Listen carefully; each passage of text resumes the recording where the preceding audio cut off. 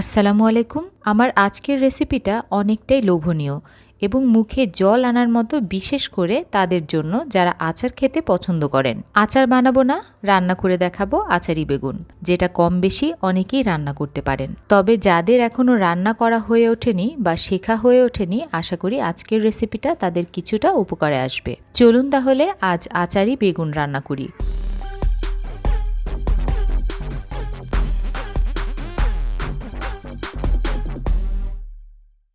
আচারি বেগুনের স্বাদটাকে একটু টক মিষ্টি করার জন্য আমার তেঁতুলের প্রয়োজন হবে, তাই আমি 3টা বড় তেঁতুল নিয়ে এগুলোকে একটু পানি দিয়ে ভিজিয়ে রাখবো নরম হওয়ার জন্য।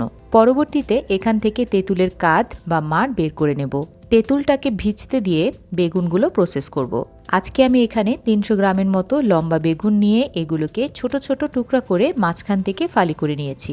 এইবার বেগুনগুলোর মধ্যে হাফ চা চামচের মতো মরিচের গুঁড়া এবং হাফ চা চামচের মতো হলুদের গুঁড়া, সেই সাথে পরিমাণ মতো লবণ দিয়ে খুব ভালোভাবে মাখিয়ে নিতে হবে।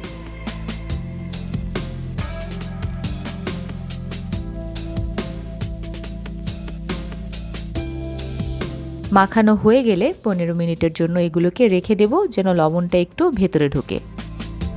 15 মিনিট পর তেঁতুলগুলো প্রসেস করে নিতে হবে, অর্থাৎ তেঁতুলের বিচি ফেলে দিয়ে খুব ভালোভাবে চটকে পানির সাথে মিশিয়ে দিতে হবে, অর্থাৎ তেঁতুলের কাঁধ বা মাড় তৈরি করে নিতে হবে। এইবার মূল রান্নার জন্য এবং বেগুনগুলো ভাজার জন্য ফ্রাইং প্যানে পরিমাণ মতো তেল নিয়ে নেব। যেহেতু আচারি বেগুন রান্না করব, তাই অবশ্যই সরিষার তেল ব্যবহার করব। আর আজকে আমি তেল এবং সবগুলো মশলাই ব্যবহার করছি এসিআই পিওরের। বেগুনগুলো কিন্তু খুব বেশি ভাজা যাবে না, চুলার আঁচ বাড়িয়ে কালার আসা পর্যন্ত ভেজে নেব, অনেকটা 50 ভাগের মতো, কারণ এই বেগুনগুলো আবার পরবর্তীতে রান্না করতে হবে। তাই যদি খুব বেশি ভেজে ফেলি তাহলে খুব বেশি নরম হয়ে যাবে এবং পরবর্তীতে রান্না করার সময় গলে যেতে পারে। মোটামুটি 50 ভাগ ভাজা হয়ে গেলে বেগুনগুলো তুলে আলাদা করে নেব। এইবার তেলের মধ্যে দিয়ে দিচ্ছি 2টা তেজপাতা এবং 4টার মতো শুকনো মরিচ। 1 চা চামচের মতো 5 ফোড়ন দিয়ে মিনিট খানেক ভেজে নেব। আর এই সময়ের মধ্যে খেয়াল করবেন, খুব দারুণ একটা ঘ্রাণ বের হতে শুরু করেছে। মিনিট খানেক ভেজে নিয়ে আমি প্রায় 1 টেবিল চামচের মতো রসুন কুচি অ্যাড করব। রসুন কুচির পরিবর্তে রসুন বাটাও ব্যবহার করা যাবে। মিনিট খানেক ভেজে নিতে হবে, যেন রসুনের ফ্লেভারটা তেলের মধ্যে খুব ভালোভাবে মিশে যায়। মিনিট খানেক ভেজে নিয়ে আমি এর মধ্যে আরও হাফ চা চামচের মতো মরিচের গুঁড়া দিয়ে দিচ্ছি। ঝালটা আপনারা আপনাদের পছন্দ মতো দেবেন।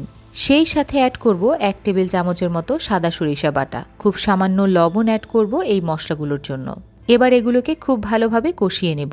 আর কষানোর সময় খেয়াল করবেন আচারের একটা ফ্লেভার এর মধ্যে থেকে বের হয়ে আসতে শুরু করেছে।